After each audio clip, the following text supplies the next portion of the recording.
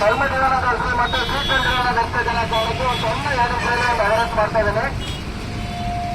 ಯಾರ್ಯಾರು ದಯವಿಟ್ಟು ದ್ವಿಚಕ್ರ ವಾಹನಗಳನ್ನು ಚಲಿಸ್ತಾ ಇದ್ದೀರಿ, ದಯವಿಟ್ಟು ಹೆಲ್ಮೆಟ್ಗಳನ್ನು ತಪ್ಪದೆ ಕಡ್ಡಾಯವಾಗಿ ಧರಿಸುವಂತ ಕೆಲಸವನ್ನು ಮಾಡಿ. ಯಾಕೆ ಅಂತ ಹೇಳಿದ್ರೆ ಸುಮಾರು ಇನ್ಸಿಡೆಂಟ್ಗಳು ಆಗ್ತಾ ಇದ್ದಾವೆ.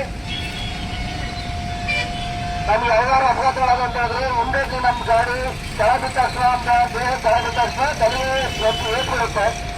ಹೊರತ ಬಿದ್ದಾದಾಗ ಸಾಕಷ್ಟು ಬ್ಲೀಡಿಂಗ್ ಆಗುತ್ತೆ, ಬದುಕುವಂತ ಸಾಧ್ಯತೆ ತುಂಬಾ ವಿರಳ ಇರ್ತದೆ.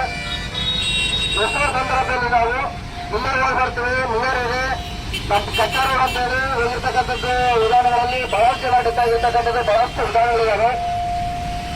ನಾವು ಹೇಳ್ತಕ್ಕಂಥದ್ದು ನಿಮ್ಮ ಪ್ರಾಣದ ರಕ್ಷಣೆಗೋಸ್ಕರ ಹೇಳ್ತೀವಿ, ಪ್ರಾಣ ಉಳಿಯೋಕ್ಕೋಸ್ಕರ ನಾವು ಹೇಳ್ತಾ ಇದ್ದೀವಿ. ದಯವಿಟ್ಟು ಎಲ್ಲರೂ ಕಡ್ಡಾಯವಾಗಿ ಹೆಲ್ಮೆಟ್ ಧರಿಸಿ.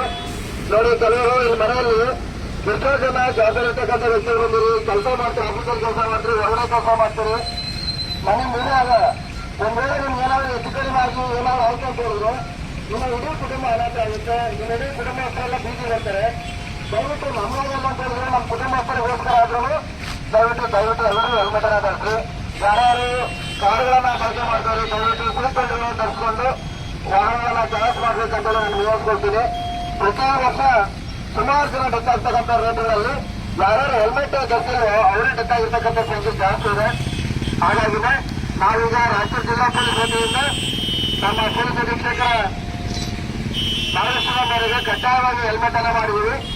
ಹಾಗಾಗಿದೆ ಕಡ್ಡಾಯವಾಗಿ ನಾವು ಹೆಲ್ಮೆಟ್ ಅನ್ನ ಮಾಡಿರೋದ್ರಿಂದ ಯಾರ್ಯಾರು ಹೆಲ್ಮೆಟ್ ಧರಿಸಿಲ್ಲ ಅವರೆಲ್ಲರೂ ದಂಡವನ್ನು ವಿಶ್ವಾಸ ಕೆಲಸ ಮಾಡ್ತೀವಿ. ದಂಡ ಪ್ರಕಾರ ನಾವು ಕ್ರಮಗಳನ್ನ ಕೈಗೊಳ್ತೀವಿ. ಹಾಗಾಗಿ ದಯವಿಟ್ಟು ಎಲ್ಲರೂ ಹೆಲ್ಮೆಟ್ ಅನ್ನು ಧರಿಸ್ಕೊಂಡ್ರಿ. ಇದೆಲ್ಲ ಬಹಳಷ್ಟು ಜನ ಹೆಲ್ಮೆಟ್ ಹಾಕೊಂಡು ಬಂದಿರಿ. ನಿಮ್ಮೆಲ್ಲರಿಗೂ ತುಂಬಾ ಧನ್ಯವಾದಗಳು. ಅವರಿಗೆ ಜೋರಾದ ಚಪ್ಪಾಳೆ ಮುಖಾಂತರ ಅಭಿನಂದನೆಗಳನ್ನು ಸಲ್ಲಿಸ್ತೀನಿ. ದಯವಿಟ್ಟು ಎಲ್ಲರೂ ಹೆಲ್ಮೆಟ್ ಅನ್ನು ಧರಿಸಿ ಪ್ರಾಣ ಉಳಿಸ್ಕೊಳ್ಳಿ ಅಂತ ಹೇಳ್ತೀನಿ. Thank you so much.